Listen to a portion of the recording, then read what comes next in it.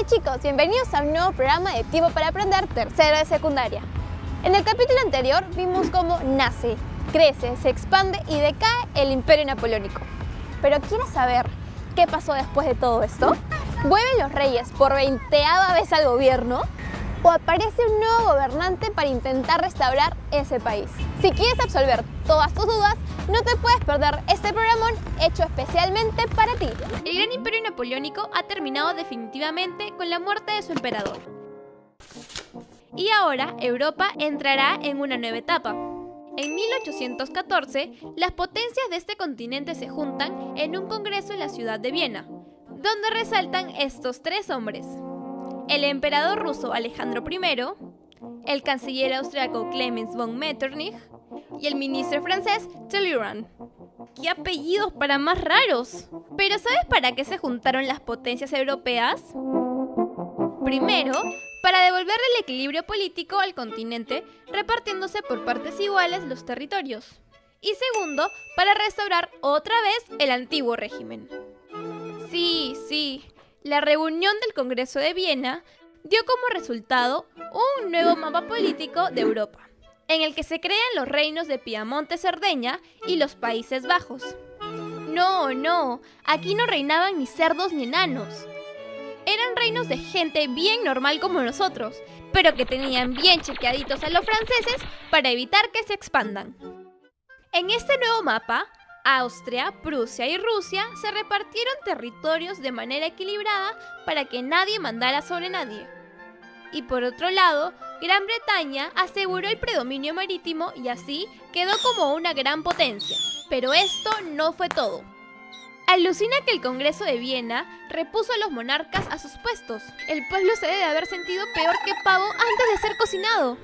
Esto de reponer a los monarcas ocasionó que Francia entre en un periodo conocido como Restauración, que duró entre 1815 y 1848, en el que las monarquías absolutas intentarían restablecerse de nuevo. Ya, pero hubo un rey gordito y muy chévere que sí fue consciente que esto del absolutismo no estaba del todo bien. ¿Quieres conocerlo? Ahí te lo presento. Luis XVIII de Francia, el primer monarca de la Restauración Borbónica que promulgó este documento bien famoso, conocido como la Carta Otorgada, donde se reconocían algunos derechos individuales y también se establecían cámaras representativas. No creas que esto fue todo, porque en la etapa de la Restauración pasa algo más. Veamos. Resulta que Rusia, Austria, Prusia, Francia y España hicieron una alianza llamada Tratado de la Santa Alianza, que de santa no tenía mucho.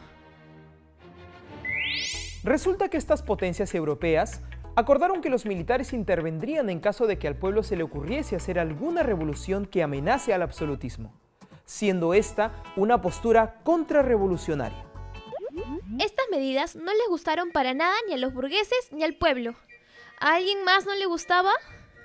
Bueno, la cosa es que a nadie le gustaban estas medidas, y por eso es que todos se juntan y luchan de nuevo formando tres grandes tendencias. La liberal democrática, que representaba a la alta burguesía y la clase media alta. La radical democrática, que representaba a los intelectuales de la clase media baja y los dueños de talleres y fábricas. Y la socialista, que representaba a los trabajadores de las ciudades, en especial de los obreros industriales. ¡Los reyes volvieron al poder! ¡No puede ser! Ya te imaginarás lo que debe de haber provocado en el pueblo. O sea, ¡qué cólera! Que hayan luchado tanto para ser libres y al final volver a lo mismo. Igual, el pueblo francés no se iba a dar por vencido. Por eso aparecieron nuevas olas revolucionarias inspiradas en el liberalismo político. En 1820, muchos comienzan a cuestionar lo establecido por el Congreso de Viena y surgen movimientos revolucionarios gracias a tres factores. El primero fue la defensa del liberalismo. Los liberales reclamaban una constitución para ponerle un stop al rey, frenar su poder y establecer la elección de un parlamento. Es decir, estuvieron totalmente en contra del absolutismo. El segundo factor que ocasionó los movimientos revolucionarios fue la afirmación de los sentimientos nacionales, Claro, así como cuando juega Perú, te pones la camiseta y te pintarrajeas la cara con los colores de la bandera para demostrar que amas a tu país. Ya, así igualito, los franceses demostraron que amaban Francia. Y por supuesto, este sentimiento era compartido por todos, así haya sido de distintas clases sociales. Y por último, estuvo la protesta social. La protesta que ocurrió fue muy fuerte porque se unió gran parte de la población. Entre 1820 y 1848 hubo revoluciones tras revoluciones, porque el pueblo mantenía la idea de defender sus libertades y no volver a caer en un sistema que ya había superado. Es decir, se dieron una serie de oleadas revolucionarias. Hablemos de la primera oleada. ¡Se viene la primera oleada! ¡Corran todos! La primera oleada se dio en 1820. Comenzó en España y fue contra el gobierno del rey Fernando VII. Aquí, los revolucionarios lucharon por sus ideales. Pero al final, este rey recuperó su poder gracias a la Santa Alianza. Pero tranquilos, su lucha no fue en vano, porque el bichito de la revolución se expandió a otras naciones como Portugal, Grecia y Nápoles en Italia. Con decirte que solo un año después, los griegos se enfrentaron a la dominación turca para lograr su independencia. Y parece que Zeus, el dios griego, les echó sus buenas vibras porque la consiguieron en 1829. Otra gran oleada revolucionaria se dio en 1830 contra el rey Carlos X en Francia, porque anuló la Constitución de 1814 sin consultarlo. La gente estaba asadaza con él, y bueno, de hecho, esta oleada provocó que acabara su reinado. Y en su lugar entró Luis Felipe I, quien fue un rey mucho más chévere, porque estableció una monarquía parlamentaria en la que él era el jefe del Estado, pero estaba controlado por el poder ejecutivo y legislativo, que por cierto estuvo apoyada por un gran número de obreros y campesinos que exigían principalmente mejoras sociables. Esta oleada fue tan grande que llegó de nuevo a Francia. Sí, otra vez. Pero esta vez la oleada acabó con el gobierno de Luis Felipe I, la Segunda República, con un gobierno provisional compuesto entre republicanos moderados, radicales y socialistas. Oye, todo este tema de las revueltas populares provocó que los monarcas de Europa Central se murieran de miedo, por lo que empezaron a otorgar ciertas concesiones al pueblo. Sin embargo, el éxito inicial de las revoluciones se esfumó por el temor de la burguesía a que la masa campesina y obrera avanzara. Si no, mira lo que pasó en Francia en 1852, donde la Segunda República de Francia pasaría a ser el Segundo Imperio con la llegada al poder de nada más y nada menos que de Luis Napoleón Bonaparte, mejor conocido como Napoleón III, que por cierto fue sobrino del popular Pequeño Cabo. Las revueltas nacionalistas que se dieron en Italia, Hungría o Bohemia tampoco fueron positivas y pues no consiguieron triunfar. Pero todas estas revoluciones abrieron una nueva etapa política en la que se dieron cambios en la organización territorial. Además, se inició un lento proceso de avance hacia la democracia política para lograr el derecho al voto y el surgimiento de organizaciones políticas propias de la clase obrera. Ahora es tu turno. ¿En qué año se dio el Congreso de Viena? ¿Entre 1810 y 1814?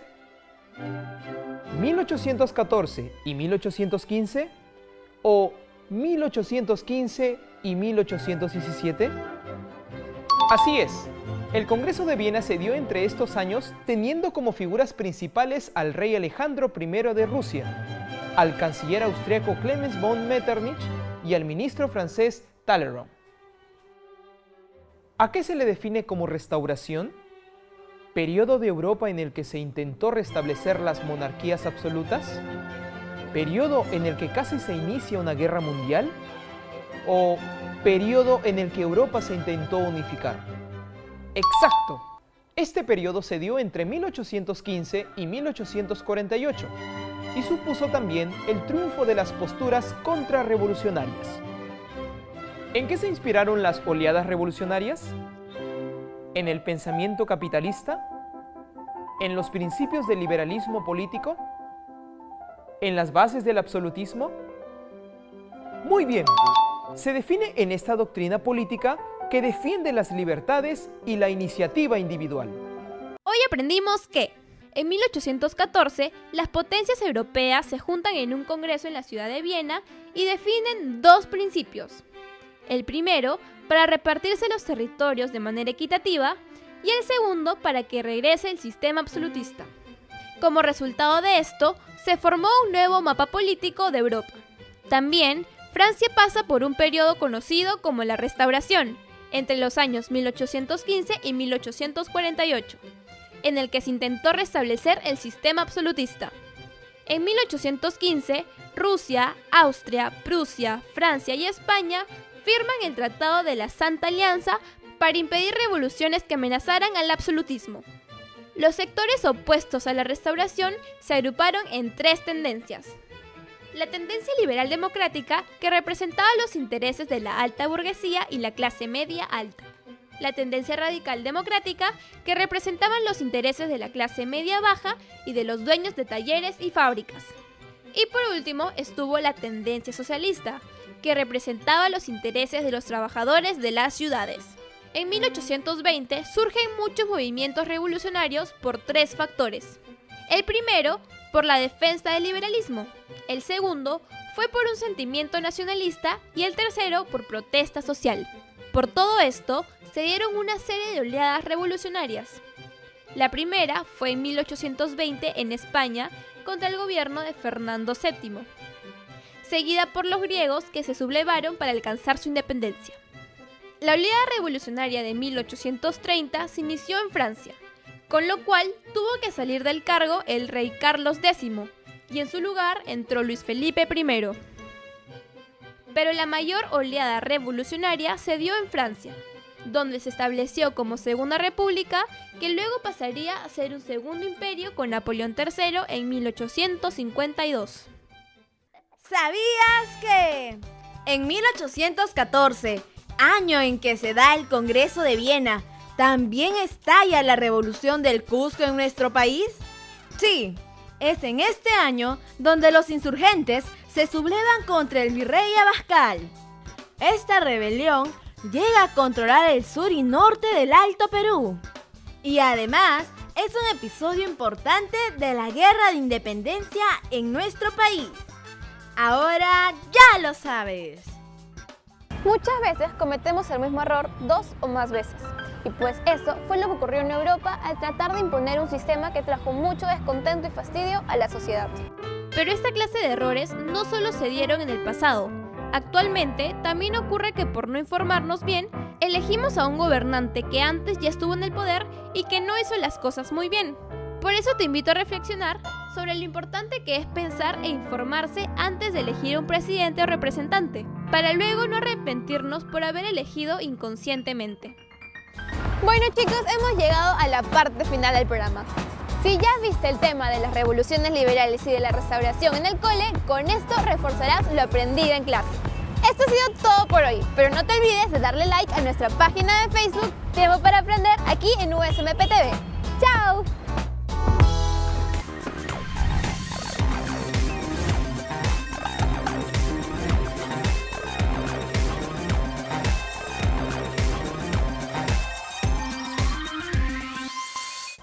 En el próximo programa hablaremos acerca del nacionalismo europeo. ¡No te lo pierdas!